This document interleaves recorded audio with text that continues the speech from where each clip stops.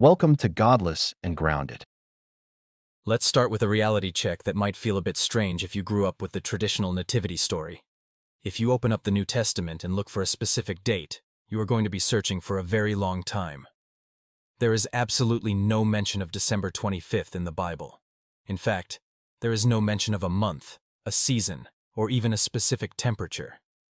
For a book that claims to document the most important birth in human history, it's remarkably quiet about the calendar. This raises a massive question. If the primary sources don't say it happened in December, why does the entire world shut down every year on that specific day? The truth is that the early Christians didn't even care about birthdays. In the first couple of centuries of the movement, birthdays were seen as a pagan custom.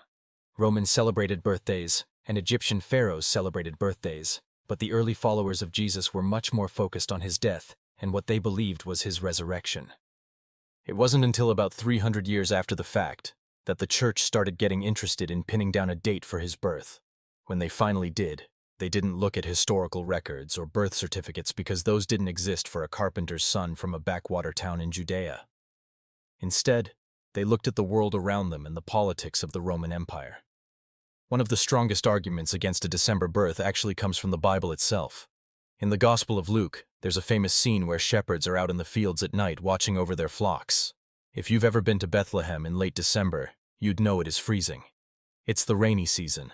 It's often cold enough to snow.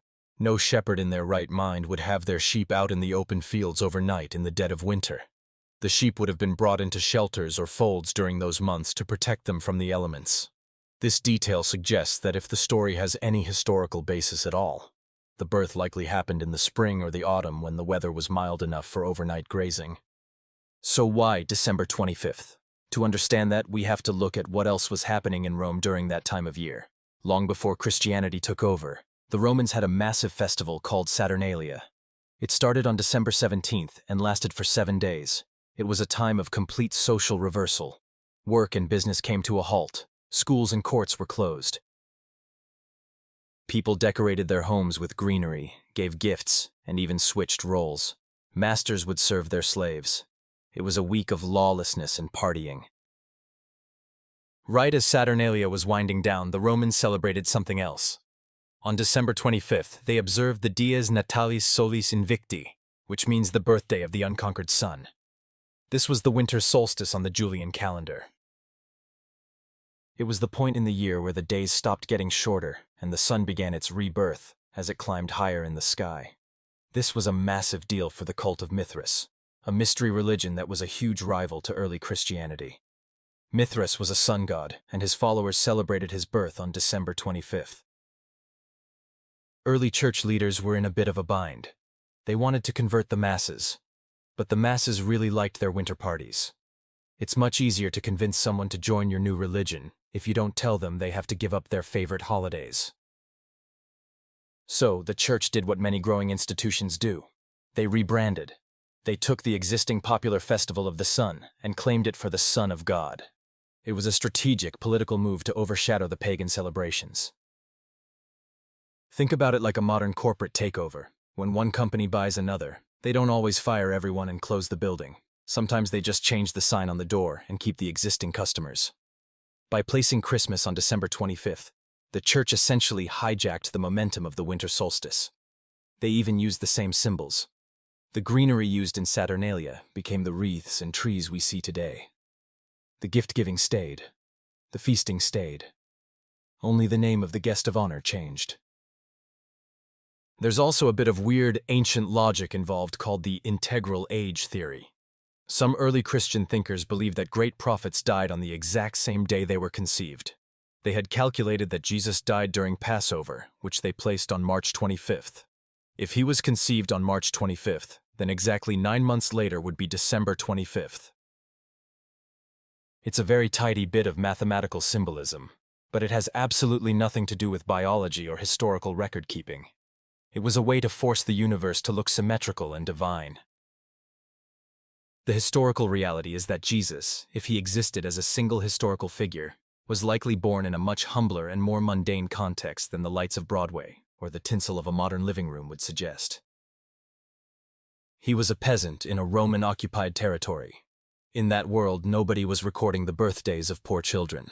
The date was chosen centuries later, not because of a calendar, but because of a cultural tug-of-war. If we accept that December 25th was a choice made for political and cultural convenience, we have to look at how the rest of the story was constructed. It wasn't just the date that was borrowed, it was the entire atmosphere. When you look at the history of religions in the Mediterranean, you see a lot of copy-pasting going on. It's a bit like how every superhero movie today follows the same basic beats. Back then, if you wanted people to believe someone was divine, they had to have a certain kind of origin story. For example, look at the Star of Bethlehem.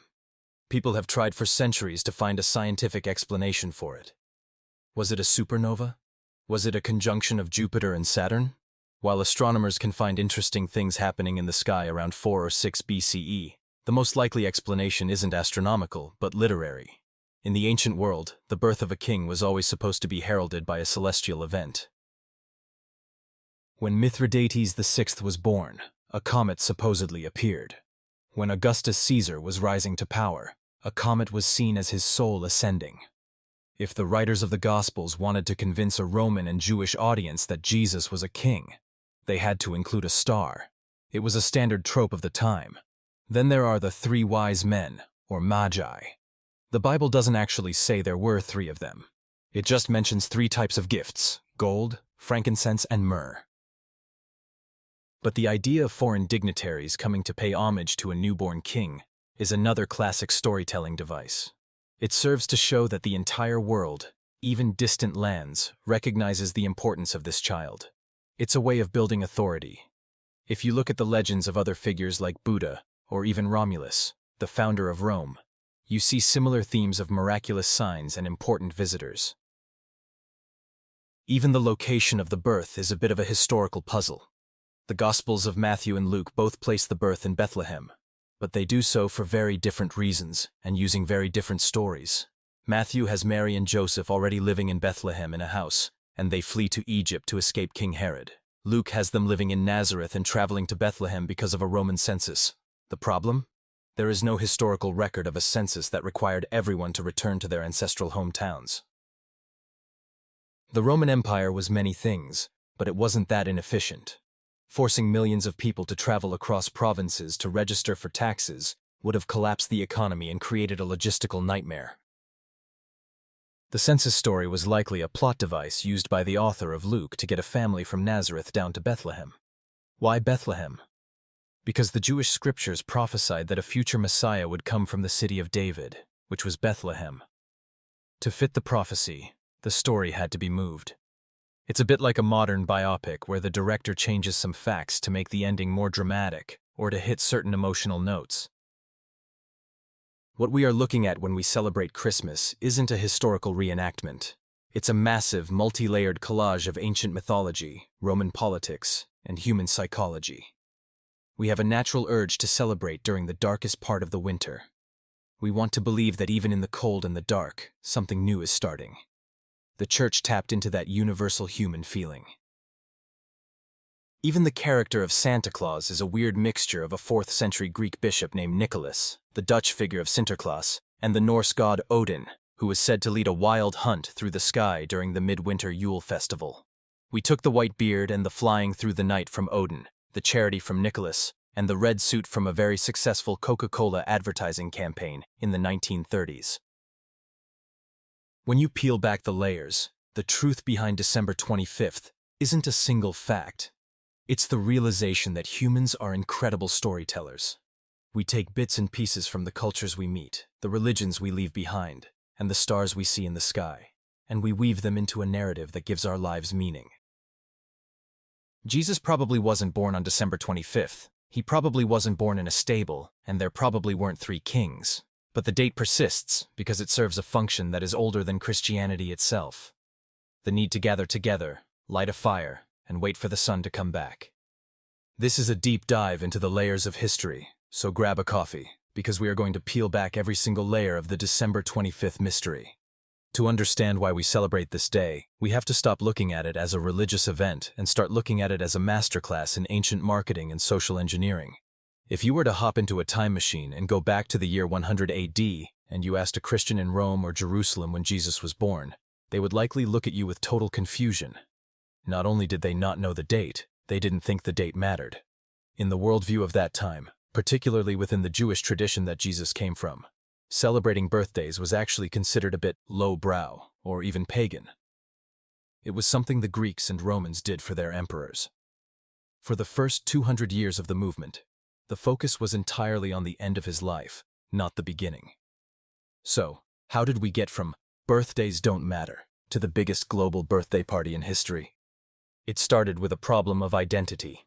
As the movement grew and began to spread across the Roman Empire, it stopped being a small sect of Judaism and started becoming a competitor to the massive state religions of Rome.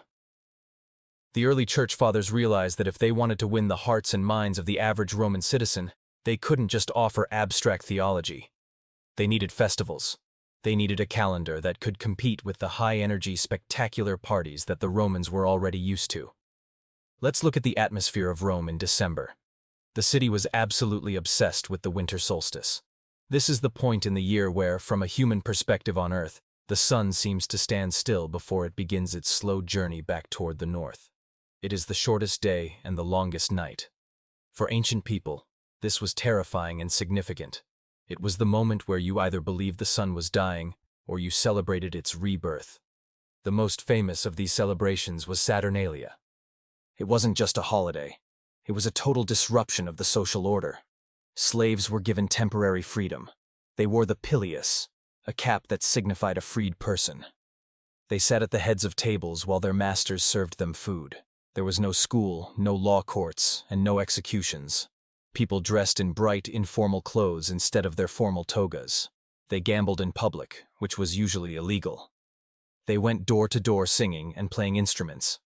They gave each other gifts, often small terracotta figurines called sigillaria, or candles. The candles are a huge clue. Why candles? Because in the middle of the dark December, you wanted to encourage the sun to come back. You were using imitative magic. By lighting small fires on Earth, you were hoping to jumpstart the big fire in the sky. Around the same time, a new religion was sweeping through the Roman military: Mithraism.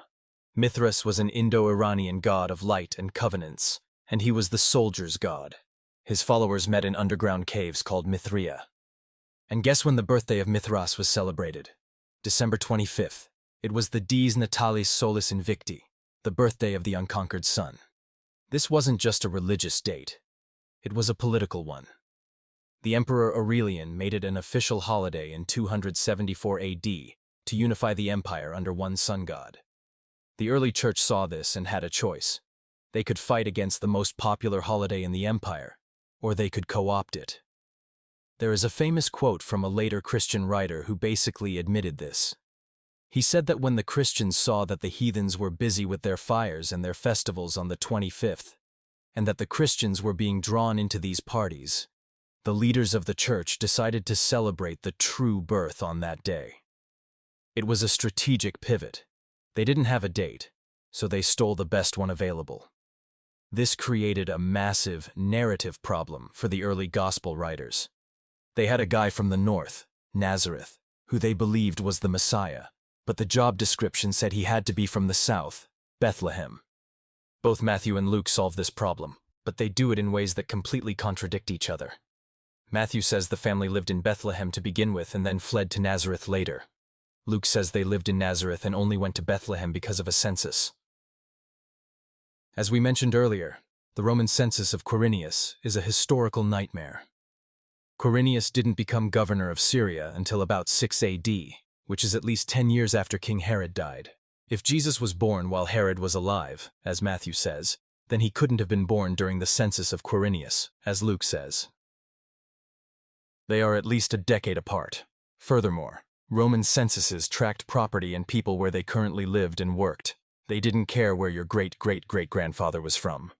The idea of a Roman official telling a pregnant woman to walk 90 miles across the desert to register for taxes in a town she didn't live in is absurd. It was a literary device. It was a way to move the character from point A to point B to satisfy a prophecy. If we move further into the season, we run into the Magi, or the three wise men. The word magi actually refers to Zoroastrian priests from Persia who were experts in astrology. In the ancient world, astronomy and astrology were the same thing. People believed that the movements of the stars were the language of the gods.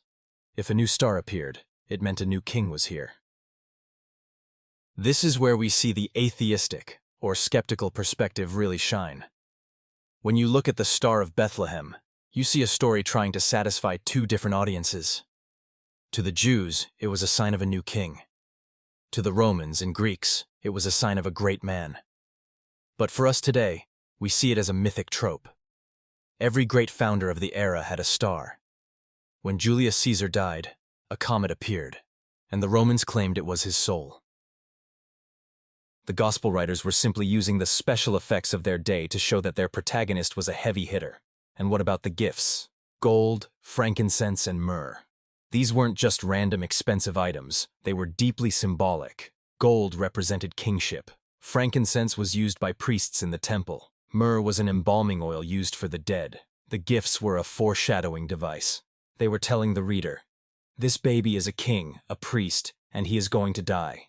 This isn't history, it's literature. As the centuries rolled on, Christmas began to suck up more and more local traditions like a giant vacuum. When Christianity reached the British Isles and Scandinavia, it ran into the festival of Yule. Yule was a midwinter festival that lasted 12 days. Sound familiar? It involved the Yule log, which was a massive piece of oak that was supposed to burn for the entire 12 days. If the log went out, it was considered a terrible omen for the coming year. The Christians simply renamed the 12 days of Yule to the 12 days of Christmas. They also encountered the Lord of Misrule. In many European winter traditions, a commoner was chosen to lead the festivities, often mocking the church and the state. This was a direct descendant of the Saturnalia, social reversal. Even the tradition of caroling started as wassailing, where poor people would go to the houses of the rich and demand food and drink in exchange for songs and blessings upon the house. It was a form of organized begging that kept the social peace during the starving months. Even the concept of the virgin birth is something that echoes throughout human history.